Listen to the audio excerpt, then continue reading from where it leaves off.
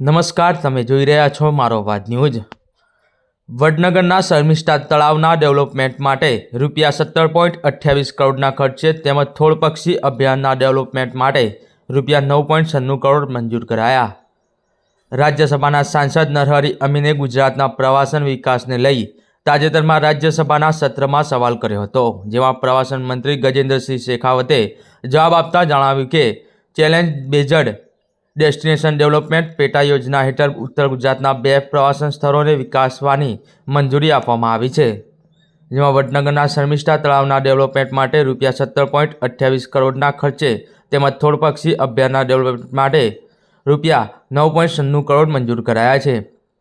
ત્યારે અરવલ્લી જિલ્લામાં દેવની મોરી સહિત 12 વારસા સ્થળોએ બૌદ્ધ સર્કિટ વિકસાવવા માટે ગુજરાત સરકાર દ્વારા ₹653.15 કરોડનો સુધારેલો પ્રોજેક્ટ રિપોર્ટ પ્રવાસન વિભાગને સોંપ્યો હતો। જોકે 2018-19 પછી સ્વદેશ દર્શન યોજના સમીક્ષા હેઠળ હોવાથી આ દરખાસ્ત પરત કરાઈ હતી। ત્યારબાદ પ્રવાસન વિભાગે સ્વદેશ દર્શન 2.0 તરીકે યોજના શરૂ કરતા ગુજરાત સરકારે ફરી દેવની મોરી સહિત પ્રવાસન સ્થળોનો પ્રસ્તાવ મૂક્યો હતો।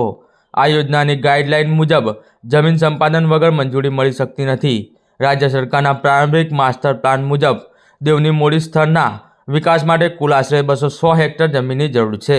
તેમાંથી 28 હેક્ટર જમીન પહેલાથી જ કબજામાં છે। તેમજ 2023-24ના બજેટમાં દેવની મોરી સહિતના પ્રવાસન સ્થળોને આઇકોનિક ડેસ્ટિનેશન ડેવલપમેન્ટ હેઠળ આવરી લેવાયા છે।